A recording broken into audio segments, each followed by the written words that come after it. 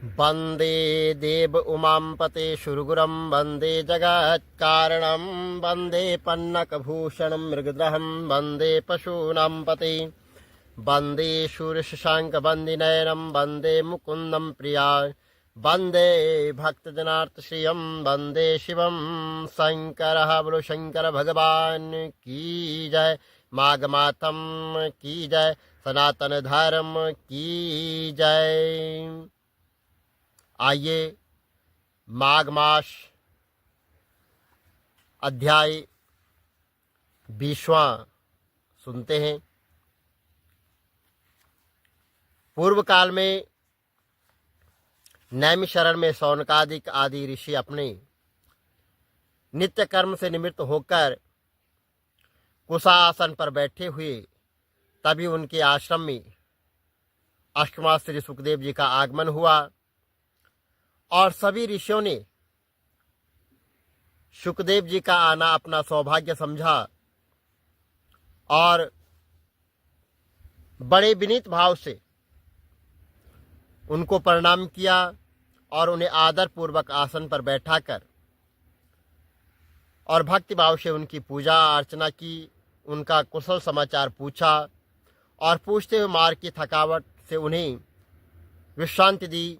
तत्पश्चात उनसे मुनियों ने ऐसे पुराण के आख्यान के विषय में प्रश्न किया जो परम उत्तम कृष्ण कथा से युक्त मंगलकारी, संपूर्ण आशा आकांक्षाओं को पूरा करने वाला एवं समस्त दुख को और आपदाओं से मुक्ति दिलाने वाला, धन धान्य से पूर्ण रखने वाला और प्रत्येक मनुष्य मात्र को सर्व प्रकार से सुख, हरि भक्ति और मोक्ष दिलाने वाला तत्व ज्ञान है। शौनकादिक जो है मुनियों ने अपने आश्रम के सभी ऋषि मुनियों की ओर से कलयुग के भय से ज्ञान और शून्य संसार में डूबे हुए मोक्ष के इच्छुक भाव से सुखदेव जी ने ज्ञानवर्धक पुराण के बारे में जानने की इच्छा प्रकट की, क्योंकि कृष्ण जो है भक्ति मोक्ष से जो है सर्वश्रेष्ठ है। ये इसमें बताया गया है कि जो है मोक्ष को देने वाली जो है भक्ति सर्वश्रेष्ठ बताई गई है और सभी प्रकार के बंधनों से मुक्त करने वाली और अमृत वर्षा करने वाली कही गई है। शौनकादिक मुनि ने कहा कि उन्हें ऐसा पुराण सुनाया जाए जिससे जो है तो सृष्टि के कारण तत्व का प्रतिपादन हो और सृष्टि का उत्तम वर्णन हो, जिससे प्रकृति के स्वरूप का निरूपण, तीनों लोकों का वर्णन तथा भगवान श्री कृष्ण और राधिका का आख्यान हो जाए। इसके पहले न कभी सुना गया है और न परम वह जो है अद्भुत हो। कृपया यह बताए कि पुण्य भारतवर्ष में संपूर्ण परमात्मा भगवान श्री कृष्ण का जन्म अनेक अवतारण का कारण बना है और किस प्रकार उन्होंने पृथ्वी का भार जो है वो हल्का किया और अंत में गोलोक को गए। अतः इन सभी आख्यानों का हे भगवान से संपन्न जो अति दुर्लभ पुराण है, कृपया उसका सम्यक ज्ञान और कराकर हमें लाभान्वित करें और ताकि हमारा जो है मन निर्मल हो सके और जीवन सफल हो सके। ऋषि मुनियों से वंदित होते हुए महामुनि सुखदेव जी बोले कि हे मुनियों, सुनो, पुराने समय में गोलोक में परमपिता परमात्मा भगवान श्री कृष्ण ने इस कथा का ज्ञान ब्रह्मा जी को दिया था। धर्म तीर्थ पुष्कर और ब्रह्मा ने यह ज्ञान धर्म को दिया। धर्म ने अपने पुत्र नारायण को यह ज्ञान दिया और भगवान नारायण ने यह ज्ञान नारद को मिला और गंगा जी के किनारे यह ज्ञान नारद जी ने व्यास जी को दिया था। अतः आप इस पुराण रूपी महाकथा को ध्यान मग्न होकर और शुद्ध पूर्वक जरूर सुने। सृष्टि के आदिकाल में सर्वप्रथम केवल एक ज्योति समूह था जिसका प्रकाश करोड़ों सूर्य के समान था और इस तीनों लोकों में विद्यमान थे। इन तीनों लोकों के ऊपर गोलोक की स्थिति मानी जाती है जो परमात्मा के समान नित्य है और अपने परिणाम से 3 करोड़ योजन वह लंबा चौड़ा है और मंडलाकार महान तेजवाल रत्नमय भूमि वाला लोक है। यह लोक सभी व्याधियों से मुक्त और मृत्यु शोक तथा भय से रहित है। प्रलय काल में यह जो है तो भगवान श्री कृष्ण का निवास स्थल था, जबकि सृष्टि काल में भगवान श्री कृष्ण के साथ इस पवित्र धरा पर गोप और गोपियां भी उपस्थित हुई। इस लोक के नीचे 50 करोड़ योजन दूर दाईं ओर भगवान विष्णु लोक और बाईं ओर शिवलोक है।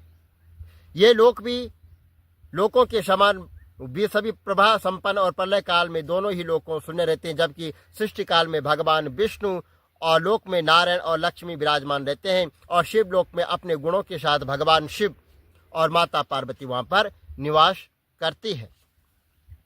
गोलोक की आनंददायक ज्योति ही ब्रह्म स्वरूप है, जिसके भीतर एक मनोहर रूप निवास करता है, जो बादलों के समान, समय रंग का कमल के समान, करोड़ों कामदेव के समान सुंदर लीलाओं को करता हुआ, हाथ में मुरली, शरीर पर पीतांबर धारण किए हुए, उनके वक्ष कौस्तुभ मणि आसन पर अनेक रत्नों से शोभित हैं और यही परम और सनातन भगवान है। सृष्टि के कारण और पालक और संहार करता है। इनकी शोभा का वर्णन सीमा से बाहर है। इनका जो है ध्यान, आराधना, पूजा सभी प्रकार की जो है सुख शांति को देने वाला बताया गया है। ऐसा जो है तो द्वापर युग में भगवान श्री कृष्ण ने जो है कुरुक्षेत्र के मैदान में महाभारत युद्ध के समय अर्जुन को विचलित देखकर जो है ये कहा और दिव्य उपदेश दे कि हे अर्जुन, तुम कुछ भी नहीं हो और तुम जो कर रहे हो कुछ भी नहीं कर रहे हो, यह सब कुछ तो मैं कर रहा हूँ, क्योंकि सृष्टि का निर्माता, पालन करता एवं संहार करता मैं ही हूँ। मेरी आज्ञा से ब्रह्मा विष्णु महेश चलते हैं। मैं ही ब्रह्मा और परमेश्वर हूँ और आदि से अंत तक मैं ही हूँ। इस दिव्य ज्ञान का सत्य सिद्ध उपज्ञान द्वापर युग के कृष्ण के पूर्व लोक गोलोक स्थित पार ब्रह्मा भगवान श्री कृष्ण का वर्णन महावैवर्त पुराण में वर्णित है, जिसका उपज्ञान से स्पष्ट हो जाता है कि द्वापर युग से पूर्व गोलोक में स्थित भगवान श्री कृष्ण ही पार ब्रह्मा स्वरूप और परम पिता परमेश्वर है। ब्रह्मवैवर्त पुराण के अनुसार जो है तो अपनी इच्छा से एक बार जब जो है स्वयं भगवान प्रभु ने एक बार अनुभव करते हुए एक शून्य विश्व को देखा, तो मन में सृष्टि रचने की जो है इच्छा जागी और सृष्टि के आदि में पार ब्रह्मा के दक्षिण भाग से संसार के कारण रूप 3 गुण प्रकट हुए। इनमें जो है 5 तन मात्राएं हैं और रूप हो गया, रस हो गया, गंध हो गया, स्पर्श हो गया और शब्द उत्पन्न हुए। इसके बाद नारायण प्रकट हुए, जो श्याम रंग के युवक पीताम्बरधारी 4 भुजाधारी वहां पर प्रकट हो गए।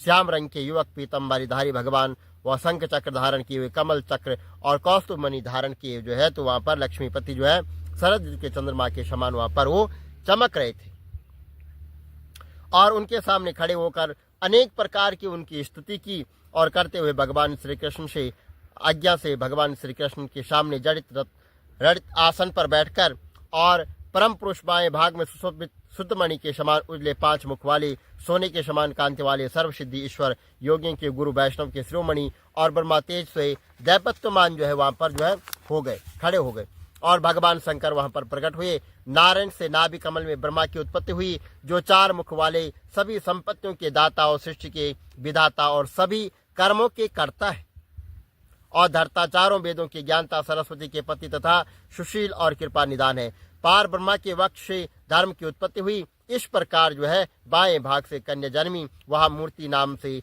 जानी गई है। उसके पश्चात परमात्मा के मुख से वीणा बंदनी करोड़ों चंद्रमा की शोभा वाली मंद मुस्कान जो है वही वाली 16 वर्ष युवती सरस्वती वहां पर अवतारित हुई। सरस्वती माता की जय। इसके पश्चात भगवान श्री कृष्ण के अलंकारों से और सुशोभित मंद मुस्कान वाली पीताम्बर युवक ऐश्वर्य को अधिष्ठी वहां पर महालक्ष्मी जो है प्रकट हुई और स्वर्ग की लक्ष्मी राजाओं के यहाँ आज महालक्ष्मी के रूप में जानी जाती है।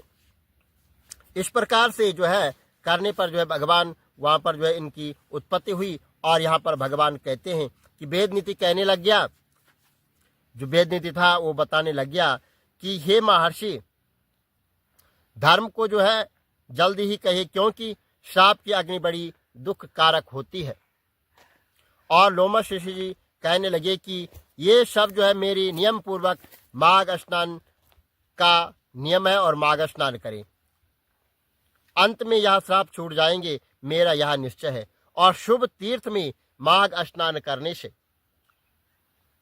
जो है जो श्राप का जो फल है वो नष्ट हो जाता है और 7 जन्म के पाप से तथा इस जन्म में के जो पाप हैं वो सब नष्ट हो जाते हैं।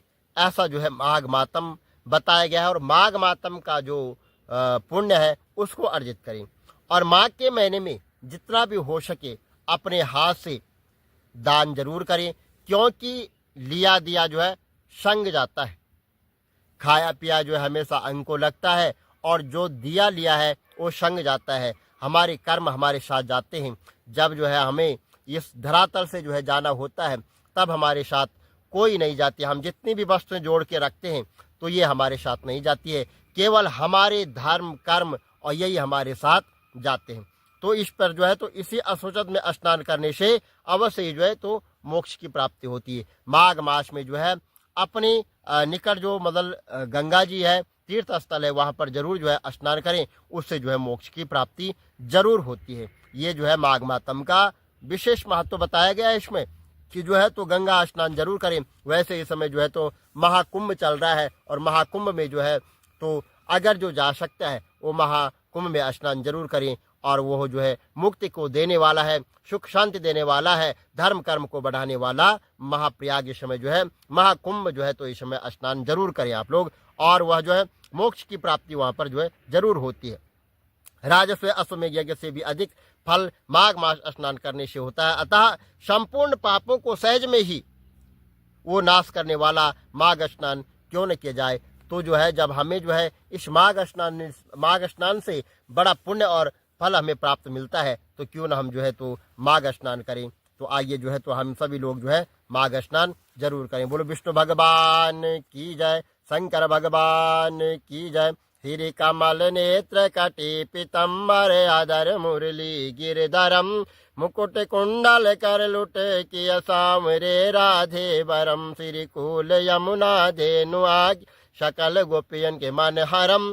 पीत वस्त्र गरुड़ वाहन चरण शुक नित सागरम। करत केल कलोल निष्ठ कुंज भवन उजागरम। अजर अमर अडोल निश्चल पुरुषोत्तम अपरापरम।